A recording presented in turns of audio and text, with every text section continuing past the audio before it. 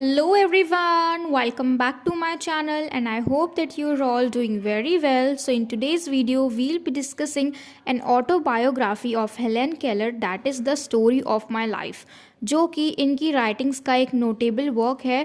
उसको आज हम इस पूरी वीडियो में डिस्कस करने वाले हैं। इनकी autobiography the story of my life, यानी इनकी ज़िंदगी की कहानी। तो हम में से बहुत कम ही होंगे जो हेलन केलर को नहीं जानते होंगे। ये एक फेमस अमेरिकन ऑथर हैं। Helen Keller was an American author, disability right advocate, political activist and lecturer. तो ये जो है ये एक famous American author, disability right advocate, यानी इसका मतलब है कि जो लोग डिसेबल हैं, जो लोग विकलांग हैं, उनके लिए, उनके अधिकारों के लिए ये वर्क करते हैं। एंड पॉलिटिकल एक्टिविस्ट और लेक्चरर, साथ ही लेक्चरर भी थी। And she was born in 1880 on 27 June and died in 1968 in West Tuscumbia, Alabama. और इनका बर्थ प्लेस है Tuscumbia which is situated in Alabama, जो कि यूएस में है।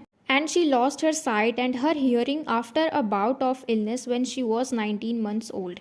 यानी देखो, जब ये 19 मंथ्स ओल्ड थी, यानी हम कह सकते हैं ये 2 साल की भी नहीं थी पूरी तरीके से, तभी इनकी आंखों की रोशनी चली गई थी और इन्होंने सुनना बंद कर दिया था। यानी ये बिल्कुल भी सुन नहीं सकती थी, देख नहीं सकती थी।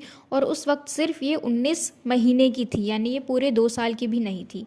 And she then communicated primarily using home science until the age of 7। यानी इशारों में ही बातें करती थी साइंस को यूज़ करके। जब तक ये 7 साल की थी तब तक ये ऐसे ही बात करती थी। And then she met her first teacher and lifelong companion Annie Sullivan. और फिर उसके बाद इनकी मुलाकात अपनी टीचर से हुई, जो कि हमेशा इनके साथ रही, साथी बनकर। उनका नाम क्या था? Any Sullivan. Sullivan taught Keller language including reading and writing. तो सलिवन जो है उन्होंने पहले इसको लैंग्वेज सिखाई, उसके साथ साथ रीडिंग करना भी सिखाया और राइटिंग भी, यानी पढ़ना भी सिखाया और लिखना भी सिखाया। After an education at both specialist and main stream scholar, Keller attended Radcliffe College of Harvard University and became the first deaf-blind person in the United States to earn a Bachelor of Arts degree. तो इनके education के बाद दोनों field में, specialist और main stream में, ये Harvard university के रैडक्लिफ कॉलेज में फर्स्ट ऐसे डिसेबल्ड पर्सन होती है, यानी फर्स्ट डेफ ब्लाइंड पर्सन जो कि यूनाइटेड स्टेट में बैचलर ऑफ आर्ट्स की डिग्री को हासिल करती है। यानी even after being disabled, even after being cripple, यानी विकलांग होने के बाद, ये सुन भी नहीं सकती, देख भी नहीं सकती, बोल भी नहीं सकती, इन सारी चीज़ों के बाद भी इन्होंने अपनी एजुकेशन को कंप्लीट किया और बैचलर ऑफ आर्ट्स की डिग्री को हासिल किया। And Keller was also a prolific author, writing 14 books and hundreds of speeches and essays on topics ranking from animals to Mahatma Gandhi. अब ये देखो, एक प्रोलिफिक राइटर भी थी, ऑथर भी थी, जो कि काफ़ी सारी चीज़ों के बारे में लिखती थी। इन्होंने 14 बुक्स लिखी, हंड्रेड्स ऑफ स्पीचेस लिखी, उसके बाद एसेज, और इनके टॉपिक्स कैसे कैसे होते थे, जानवरों से लेके महात्मा गांधी तक। यानी हम कह सकते हैं आसान लैंग्वेज में कि ये सारी चीज़ों पे लिखती थी। ठीक है, हर चीज़ के बारे में लिखती थी, एनिमल्स के बारे में, ह्यूमंस के बारे में, सारी चीज़ों के बारे में। Keller campaigned for those with disabilities for women's suffrage, labour rights and world peace. और इन्होंने काफ़ी सारे अभियान चलाए उन डिसेबल्ड लोगों के लिए, उन महिलाओं के लिए, उनके अधिकारों के लिए, और जो लेबर राइट्स थे और जो विश्व है उसकी शांति के लिए। And Keller's autobiography the story of my life which was written in 1903 publicised her education and life with Sullivan. इनकी ये जो ऑटोबायोग्राफी है the story of my life, जो कि आज की वीडियो में हम डिस्कस कर रहे हैं, इसमें इन्होंने क्या बताया है स्पेशली अपनी एजुकेशन के बारे में, कि कैसे इन्होंने चीज़ों को सीखा, कैसे इन्होंने पढ़ना शुरू किया, कैसे जो ये एक्साइटेड थी इतना ज़्यादा, बीच में इन्होंने होप खो दिया था, लेकिन इनकी जो टीचर है, ठीक है, इनकी जो लॉन्ग लाइफ कंपेनियन है, इनके आते ही इनकी लाइफ कैसे इतनी ज़्यादा बदल गई, जो जीने की उम्मीदें हैं वो वापस से आई, इनकी अंधेरी ज़िंदगी में इन्होंने कैसे रोशनी डाली, ये सारी चीज़ें इन्होंने अपनी इस ऑटोबायोग्राफी में लिखी है, the story of my life. तो चलिए अब हम फाइनली शुरू करते हैं इनकी autobiography. An unknown illness contracted at 19 months of age had left Keller deaf and blind. तो देखो, एक ऐसी बीमारी जो कि किसी को नहीं पता कि क्या है, ठीक है, और इस बीमारी में इनको हल्का सा बुखार भी आया था जब ये सिर्फ 19 मंथ्स की थी, ठीक है, यानी 19 महीने की थी। और उस वक्त जैसे ही ये बुखार धीरे धीरे उतरा, तो तभी इनकी जो आंखों की रोशनी है वो धीरे धीरे चली गई और इन्होंने सुनना बिल्कुल बंद कर दिया। यानी बुखार के जाते ही 19 मंथ्स एज में ही ये ब्लाइंड हो गई और डेफ हो गई, यानी इन्होंने सुनना बंद कर दिया और देखना भी बंद कर दिया। And mister and Mrs Keller, यानी जो केलर है, हेलन केलर के फादर और mother, took her to a renowned oculist in Baltimore, US in 1886 to see if her vision could be restored। तो जो इनके मदर और फादर थे केलर के, ये इनको एक ऑक्यूलिस्ट के पास लेके जाते हैं, यानी जो आंखों के डॉक्टर हैं उनके पास लेके जाते हैं, इस उम्मीद में कि शायद वो दोबारा से देख सके। Although Dr. Chisholm couldn't restore Keller's vision, he advised the family to meet Dr. Alexander Graham Bell of Washington, who in turn referred them a Boston's Perkins School for Blind।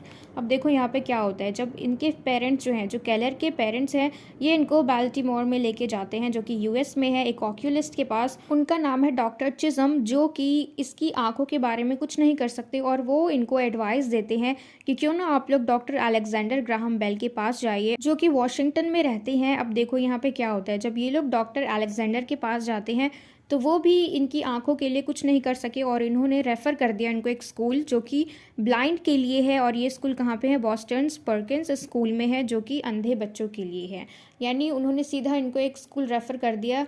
इसका मतलब है ये सीधा सीधा कहना चाहते हैं कि अब कुछ नहीं हो सकता, और अब केलर के लिए यही सही होगा कि उसको सीधे स्कूल में भेज दिया जाए, जो कि ब्लाइंड का स्कूल है। And it is at this school that Keller met her teacher and lifelong companion Annie Mansfield Sullivan। इसी स्कूल में आने के बाद केलर अपनी लाइफ लॉन्ग कंपेनियन से मिलती है, अपनी टीचर से मिलती है, जिसका नाम होता है Annie Mansfield Sullivan. And then Helen and Annie Sullivan met for the first time on 3 March 1887, following which Miss Sullivan initiated her into the world of manual alphabet and objects name।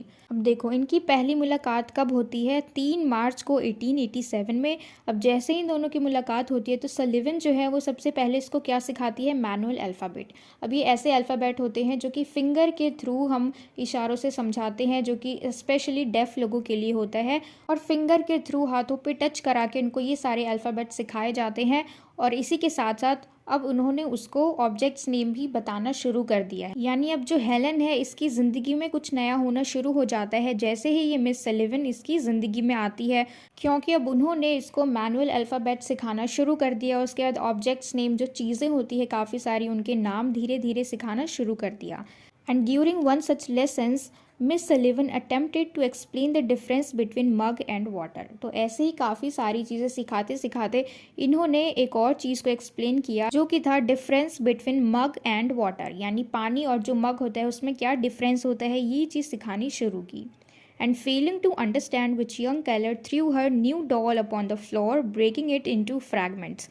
अब देखो कभी कभी जो है Helen को बहुत ज़्यादा गुस्सा भी आता था, वो फ्रस्ट्रेट भी हो जाती थी कि वो जो भी करना चाहती है वो दूसरों को कैसे बताए, जो उसका करने का मन है वो दूसरों को कैसे बताए, वो अपने मन की बात दूसरों के सामने कैसे रखे। तो यही सारी चीज़ें सोच सोच के, क्योंकि वो कभी भी कुछ ऐसा नहीं कर सकती थी अपनी मर्जी से, तो वो बहुत ज़्यादा फ्रस्ट्रेट हो जाती थी, उसको गुस्सा भी आता था। अब जब मिस सलिवन ने इसको डिफरेंस बताया मग और वाटर के बीच में, तो इसको समझ नहीं आया। ठीक है, ये बिल्कुल ही she was failing to understand, और जिसकी वजह से इनको बहुत ज़्यादा गुस्सा आया और इन्होंने अपनी डॉल को फ्लोर पे फेंक दिया, और इनकी जो डॉल है वो टुकड़े टुकड़े में हो गई, यानी वो जो डॉल है वो टूट गई। तो अब मिस सलिवन जो है ये क्या करती है, हेलन के गुस्से को शांत करने के लिए उसे बाहर लेके जाती है एक छोटे से वॉक के लिए। ठीक है, अब जब ये दोनों वॉक कर रहे होते हैं तो चलते चलते हेलन को पानी की आवाज़ सुनाई देती है, पानी के बहने की आवाज़ सुनाई देती है, यानी बहुत ज़्यादा क्लियरली तो नहीं, लेकिन अब ये जो टीचर है इसकी मिस सलिवन जो है ये इसकी हेल्प करती है ताकि ये पानी को महसूस कर सके, जो आवाज़ आ रही है पानी के बहने की उस चीज़ को महसूस कर सके। तो वो उसके हाथों को पानी के अंदर डालती है ताकि वो इसको फील करे, यानी वो हेल्प करती है हेलन की ताकि वो एक्सपीरियंस कर सके इस चीज़ को। और फिर जो मिस सलिवन है वो उसके हाथों पे लिखती है WATER और साथ में बोलती भी है, यानी वाटर। ठीक है, यानी उसको बताती है कि ये जो बह रहा है जिसकी तुम आवाज़ सुन रही हो इसका नाम क्या है, वाटर है। और उसके बाद उसको बताती है कि हर चीज़ का एक नाम होता है, एवरीथिंग हैज़ अ नेम। ठीक है, हर चीज़ का नाम होता है, और ये जो नाम है ये एक नई आइडिया को, नई थॉट को जन्म देता है। अब यहाँ पे केलर को एक चीज़ रियलाइज़ होती है कि सारी चीज़ों के पास अपनी एक लाइफ होती है। अब यहाँ पे for the first time she feels sorrow and repentance. ठीक है, यानी इसको दुख होता है और ये पछताती है। क्यों? क्योंकि इसने अपनी नई डॉल को तोड़ दिया। अब इसको लग रहा है कि इसकी जो डॉल है उसकी भी अपनी लाइफ थी, क्योंकि हेलन ने ख़त्म कर दी, यानी अपनी डॉल को तोड़ के उसने अपनी डॉल की ज़िंदगी को ख़त्म कर दिया। Then Keller came in contact with the beautiful side of nature through her frequent visits to field and river banks. ठीक है। अब यहाँ पे केलर जो है इसने काफ़ी ज़्यादा सुंदर चीज़ों को महसूस किया, नेचर की सुंदरता को महसूस किया। ये काफ़ी बार वहाँ पे घूमने जाती थी, रिवर बैंक में, नदी के किनारे या फिर किसी भी मैदान में। अब देखो यहाँ पे ये जो मिस सुलिवन है, इन्होंने इसको बता तो दिया कि नेचर एक बहुत अच्छी चीज़ है, लेकिन वो साथ ही साथ समझाना चाह रही थी उसको कि नेचर सिर्फ अच्छा ही नहीं है, ये डेंजर भी है। ठीक है, हम कहते हैं ना प्रकृति को बहुत ज़्यादा गुस्सा आता है, कि सबसे ज़्यादा गुस्सा किसको आता है? प्रकृति को आता है। अगर वो चाहे तो 1 मिनट में किसी भी चीज़ को नष्ट कर सकती है। तो सुंदर तो वो है ही, इसमें कोई शक नहीं है, लेकिन डेंजर भी है। With Miss Sullivan guidance, Keller was able to comprehend for the first time the meaning of an abstract idea, love. She understood that love could not be touched but only felt, much like clouds that could not be touched but felt through the rain. अब यहाँ पे देखो, इसको एक बहुत अच्छी चीज़ समझ में आई कि जो प्यार है ये इस चीज़ को छुआ नहीं जा सकता, इसको हम सिर्फ फील कर सकते हैं। जैसे कि हम बादल को छू नहीं सकते, टच नहीं कर सकते, लेकिन फील कर सकते हैं। कैसे? बारिश के थ्रू। तो देखो जिस तरीके से केलर जो है वो कॉन्टीन्यूसली एफर्ट्स करती जा रही हैं लैंग्वेज को सीखने के लिए, पढ़ना सीखने के लिए, लिखना सीखने के लिए, तो ये सारी चीज़ें, क्योंकि देखो वो क्रिपल हैं, हम कह सकते हैं वो एक तरीके से डिसेबल्ड है। ठीक है, तो वो ये सारी चीज़ें गिव अप कर सकती हैं कि क्या पढ़ना, छोड़ो, पढ़ लिख के क्या करेंगे। लेकिन उसके बावजूद, है ना, डेफ होने के बावजूद, ब्लाइंड होने के बावजूद इन्होंने ये सारी चीज़ें सीखी, वो सीखना चाह रही हैं। तो ये सब चीज़ हमें क्या शो कर रही है? उनका डिटर्मिनेशन, परसिवरेंस और डेडिकेशन, कि कितना ज़्यादा वो चाह रही हैं एक नॉर्मल ज़िंदगी जीना, जैसा कि एक नॉर्मल इंसान होता है। वो अपनी ज़िंदगी में पढ़ता है, लिखता है, अलग अलग भाषाएं सीखता है, हर चीज़ को एंजॉय करता है। देखो केलर और मिस सलीवन जो है, इनकी जो बॉन्डिंग है वो बहुत ज़्यादा स्ट्रांग हो जाती है। अब यहाँ पे वो एक चीज़ को मेंशन करती है कि क्रिसमस आता है और ये लोग टस्कम्बिया में क्रिसमस को अच्छी तरीके से सेलिब्रेट करते हैं, और उनके स्कूल के जो बच्चे हैं वो केलर को क्रिसमस ईव पे इनवाइट करते हैं। ये लोग काफ़ी सारी बातें करते हैं, एंजॉय करते हैं, और जो गिफ्ट्स होते हैं वो एक दूसरे को देते हैं, एक्सचेंज करते हैं प्रेजेंट्स को। और यहाँ पे जो मिस सलीवन है ये भी एक कैनरी गिफ्ट करती है केलर को। कैनरी एक बर्ड होती है छोटी सी, जो कि गाना गाने के लिए बहुत ज़्यादा फेमस है। ठीक है, तो इसका नाम केलर रख देती है टिम। और ये जो बर्ड है वो केलर को सिखाती है कि किस तरीके से जो एक इंसान है वो दूसरे के लिए केयर करता है। लेकिन इनकी जो बॉन्डिंग थी वो ज़्यादा दिन तक रही नहीं, क्योंकि ये जो बर्ड है टिम जो है, इसको एक बड़ी सी कैट ने मार के खा लिया था। तो यहाँ पे इसकी डेथ हो जाती है। तो उसकी डेथ से ये थोड़ी सी सैड होती है। उसके बाद इन सारी चीज़ों को मूव ऑन करने के बाद ये दोबारा से खुश हो जाती है, क्रिसमस को एंजॉय करती है और हर चीज़ को एंजॉय करती है। अब यहाँ पे miss Sullivan became the eyes and ears of Keller as she strived to describe the world around her. Miss Sullivan जो है ये इसके लिए आंखें बन जाती है, उसके कान बन जाती है, और मिस सुलिवन के थ्रू ये देखती है, सुनती है। इसका मतलब क्या है कि मिस सुलिवन जो है वो हर एक छोटी छोटी चीज़ को एक्सप्लेन कर रही है, डिस्क्राइब कर रही है, किसको? केलर को, ताकि वो हर चीज़ को समझ सके, सारी चीज़ों को एंजॉय कर सके। And then Helen Keller begin speaking classes on 26 March 1890 under the guidance of Miss Sarah Fuller, principal of Horace Mann School for the Deaf. अब देखो 26 मार्च को 1890 में हेलन केलर जो है वो स्पीकिंग क्लासेस को ज्वाइन कर लेती है। किसके कहने पे? मिस सारा फलर के कहने पे, जो कि होरेस मैन स्कूल की प्रिंसिपल है। और ये स्कूल किसके लिए है? डेफ के लिए, यानी जो लोग नहीं सुन पाते हैं उनके लिए। In 1892, Keller had drafted a short story titled The Frost King, which was greatly appreciated and applauded by her dear ones. अब देखो 1892 में जो केलर है, इन्होंने एक शॉर्ट स्टोरी लिखी और उसका टाइटल रखा द फ्रॉस्ट किंग। अब यहाँ पे इनको लिखने का तो बहुत ज़्यादा शौक है, लेकिन ये जो कहानी है, इस कहानी का जो कंटेंट है, जो भी कहानी में कैरेक्टर्स हैं, वो कहाँ से आए? तो ये वही कहानी है जो कि इसको मिस सलीवन सुनाया करती थी बचपन में, और अब इनको ये कहानी धुंधली धुंधली सी याद है और इनको ये कहानी बहुत पसंद है। तो ये सेम टू सेम कहानी दोबारा से लिख देती हैं और उसका टाइटल रख देती है Frost king, the Frost king. ठीक है, और जो रियल वाली कहानी है जो मिस सलीवन ने सुनाई थी, उस कहानी का टाइटल था द फ्रॉस्ट फेरीज। ठीक है, तो लेकिन ये चीज़ बिल्कुल भी नहीं पता केलर को कि पहले से ही कोई कहानी लिखी गई है। वो तो सिर्फ मिस सलीवन से सुनती है और उस कहानी को लिख देती है। और जब ये इस शॉर्ट स्टोरी को अपने घर में लोगों को दिखाती है तो इसे बहुत ज़्यादा अप्रिशिएशन मिलता है, सब इसकी कहानी को बहुत ज़्यादा पसंद करते हैं। Delighted by her family's response, she had sent it to one of her dearest friends, Mr. Anagos. Director of the Perkins institute for the blind in Boston. तो ये शॉर्ट स्टोरी को अपनी फैमिली को दिखाने के बाद जो इतने अच्छे अच्छे रिस्पॉन्सेज आए, तो इन्होंने क्या सोचा कि क्यों ना ये स्टोरी अपने एक अच्छे फ्रेंड को भेजे, कौन, जो कि Perkins institute for the blind in Boston, यानी पर्किंस इंस्टीट्यूट जो है उनके डायरेक्टर हैं, ठीक है, कौन, mister एनागॉस। And Mr. Anagos, impressed by her writing, had the piece published in one of Perkins Institution reports, but it was soon discovered that the story shared close similarity with Miss Margaret T. Canby's The Frost Fairies.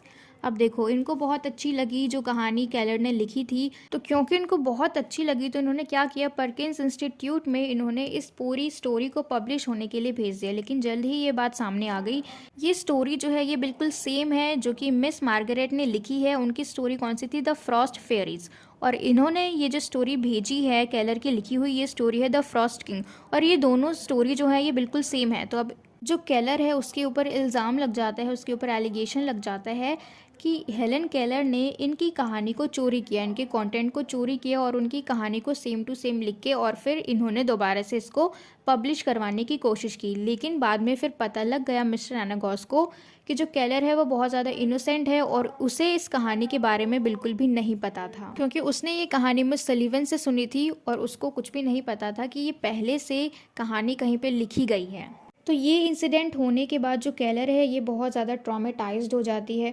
ऐसा लगता है कि जैसे मानो इसे सदमा लग गया हो, ये बहुत ज़्यादा बुरा फील करने लग जाती है और उसके बाद से ये सीख जाती है कि कभी भी किसी के चीज़ को कॉपी नहीं करना, क्योंकि देखो सबका अपना अपना लिखने का तरीका होता है। अब राइटिंग एक ऐसी चीज़ है जिसमें लोग अपने थॉट्स को लिखते हैं, ठीक है। अगर हमने अपनी थॉट्स को नहीं लिखा, अगर किसी और की चीटिंग कर ली तो ये तो वही हो गया, मतलब कॉपी करना, ठीक है। लेकिन अगर हम किसी चीज़ को लिख रहे हैं तो उसमें हम अपने थॉट्स को लिख रहे हैं, तो इसीलिए यहाँ पे ये सारी चीज़ें सीख जाती है ये केलर कि अगर हम कुछ चीज़ लिख रहे हैं तो वो अपने विचार होने चाहिए, किसी और के नहीं। और फिर कुछ टाइम बाद केलर जो है वो धीरे धीरे इस इंसिडेंट को भूल जाती है। द फ्रॉस्ट किंग ये जो स्टोरी लिखती है, ये शॉर्ट स्टोरी, इस चीज़ को भूल जाती है।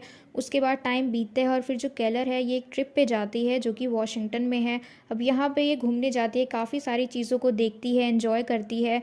वो टेलीफोन्स को भी देखती है, ऑटो फोन्स को भी देखती है एंड अदर साइंटिफिक इन्वेंशंस। तो ये जो एक्सपीरियंस है, ये सारे एक्सपीरियंस जो है वो इसको हेल्प करते हैं। The experience helped her add several new words to her vocabulary. तो ये जो इसका एक्सपीरियंस है, इसने काफ़ी सारी नई चीज़ों को देखा, काफ़ी सारी नई चीज़ों को एक्सप्लोर किया। अब ये एबल है कि ये अपनी डिक्शनरी में न्यू वोकैब्युलरी को ऐड करे, क्योंकि जैसे जैसे ये सारी चीज़ों को देख रही थी उसे उन सारी चीज़ों के नाम पता चल रहे थे, जैसे टेलीफोन, ऑटो फोन्स, तो ये सारी चीज़ों के नाम पता चल रहे थे। और क्योंकि अब ये नई नई चीज़ों को देख रही है, उनको समझ रही है, तो अब ये उन सारी चीज़ों को अपनी डिक्शनरी में एज अ वोकैब्युलरी रख सकती है, वो नई नई चीज़ों को सीखती है।